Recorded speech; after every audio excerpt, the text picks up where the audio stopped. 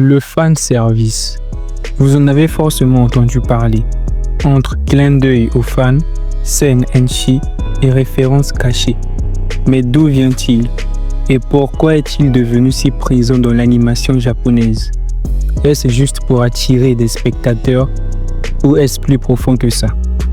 Aujourd'hui, on va plonger dans l'histoire du fanservice, son origine, son évolution et même la vision qu'en ont les studios et les spectateurs japonais. Attache ta ceinture, ça risque d'être surprenant. Mais avant de continuer, je tiens à préciser que les résultats de ces recherches proviennent des sites spécialisés dans l'animation, la pop culture japonaise, les chiffres liés aux animes et mangas, et à des sondages faits sur des plateformes différentes. Tout d'abord, c'est quoi le fanservice? À la base, le fanservice signifie littéralement service aux fans. Ce n'est pas forcément du ecchi comme certains le pensent, mais c'est tout ce qui est ajouté à une œuvre pour plaire directement aux fans, sans forcément servir l'histoire.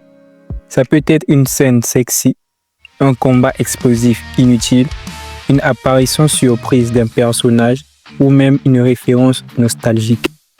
Par exemple dans Naruto avec le sexy jutsu, dans Fairy Tail, les plans insistants sur les héroïnes, dans Dragon Ball Super, le retour des personnages uniquement pour faire plaisir aux fans. Vous l'aurez compris, le fanservice n'est pas juste du ecchi avec plein de scènes osées. Parlons maintenant des origines. Le terme est apparu au Japon à la fin des années 70. Dans des animes comme Urusei Yatsura ou Ranma 1-demi, il est surtout humoristique et exagéré. Au départ, c'était une façon de surprendre et d'amuser. À l'époque, il désignait tout élément bonus dans une œuvre, une scène d'action exagérée, un clin d'œil au spectateur, mais très vite il a été associé aux scènes aguicheuses, surtout dans des animés comme Urusei Yatsura et Kutsioni. Avec l'influence du marché, les studios se rendaient compte qu'un peu d'érotisme faisait vendre plus de magazines, de cassettes et attirer plus d'audience.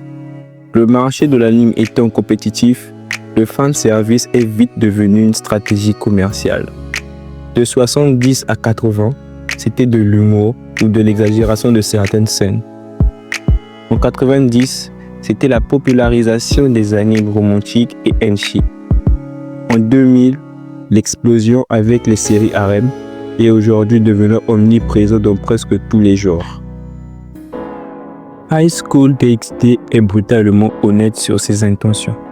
Il faut environ 2 minutes pour que l'écran soit rempli de décolleté et l'une des premières lignes du héros est une remarque sur à quel point il aime les seins. Quiconque ne partage pas ses sentiments peut partir en toute sécurité, avec pas plus de 5 ou 10 minutes dans les égouts.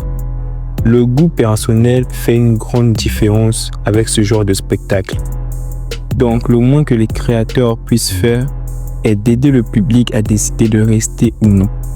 Ce que je veux dire par là, c'est que dès le début, les spectateurs doivent savoir à quoi s'attendre ou du moins avoir une idée de ce qui les attend. Si c'est une histoire sérieuse, une parodie ou un simple ecchi. Mais en ce moment, c'est facile de le savoir avec des synopsis, mais des fois ce que nous disons dans les synopsis ne sont pas complètement ce que nous finissons par voir dans certaines scènes. L'explosion avec les shonen et ecchi. Les années 90 et 2000 voient le fanservice exploser. Les années 90, l'explosion du fanservice avec l'arrivée des Magical Girls, des ecchi et des séries plus centrées sur les relations. Des animes comme Love Hina deviennent des références cultes. Les années 2000, le fanservice devient un argument commercial. Des studios mis sur les plans suggestifs pour booster les ventes de DVD, Blu-ray et des produits dérivés. Sailor Moon popularise les héroïnes sexy. Evangelion introduit des personnages féminins ambigus avec un côté psychologique et suggestif. Et plus tard, Love Hina et High School DxD pousseront l'ecchi au centre de la narration. Certains réalisateurs ont même avoué qu'ils ajoutaient ces scènes parce que les sponsors le demandaient. Sans ça, l'anime risquait d'être moins financé.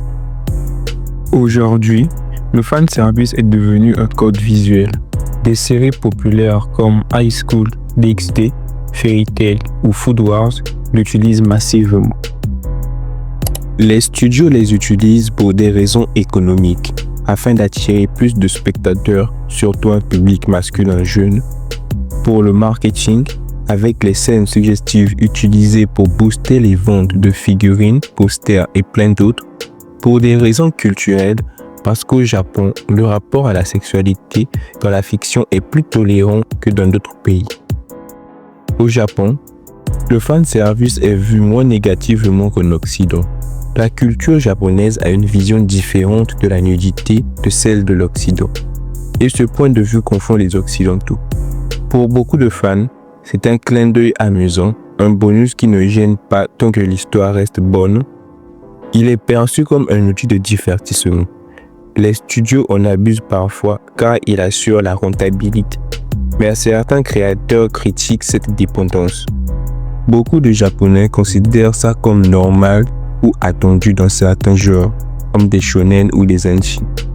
Mais une partie des fans, surtout au Japon même, commence à critiquer l'abus du fanservice qui peut casser le rythme de l'histoire.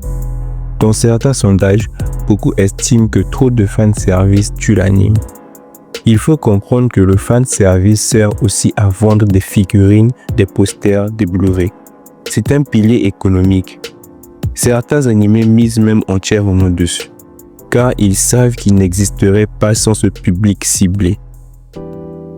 En Occident, le fanservice est souvent perçu comme nuisible, manque de sérieux, objectification des personnages féminins, gêne face à certaines scènes.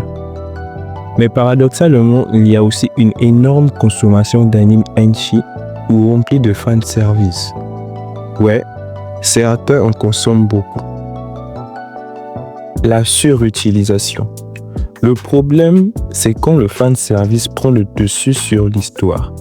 Des animes qui auraient pu être profonds se perdent dans des plans sexy forcés.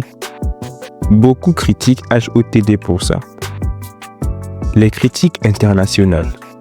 À l'étranger, une partie du public accuse le fanservice de rendre certains animes immatures, voire d'effrayer de nouveaux spectateurs.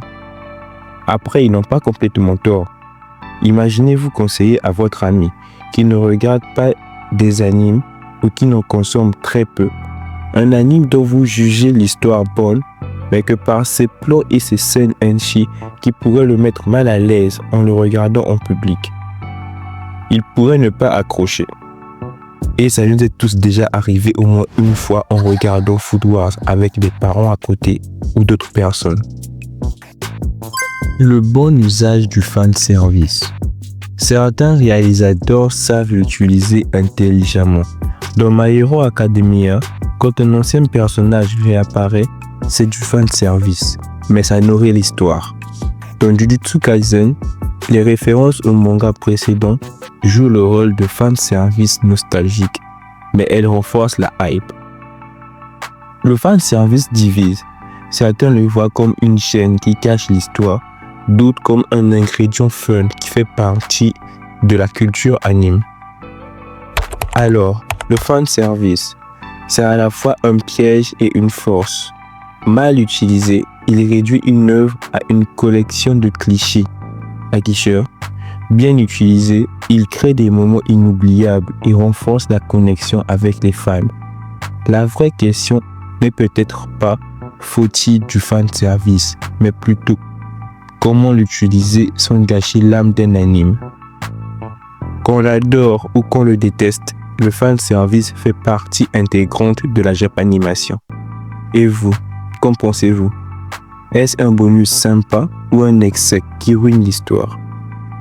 Dites-moi en commentaire vos avis sur le fanservice. Je suis curieux de savoir ce que vous en pensez.